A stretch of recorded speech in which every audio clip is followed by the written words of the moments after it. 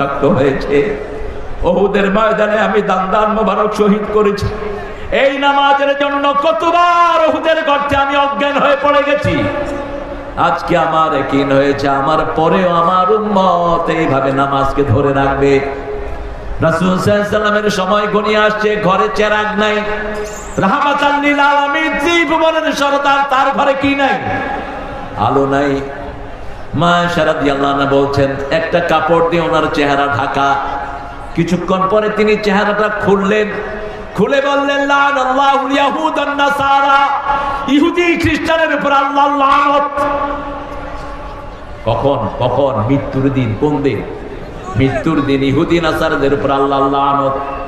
এরপরে বলছেন তারা তাদের নবীদের নেককারের লোকদেরকে সেজদার জায়গা বানিয়েছে। বহু মাজারকে মানুষ সেজদা করে, ঠিক না ঠিক? এদেরকে লানত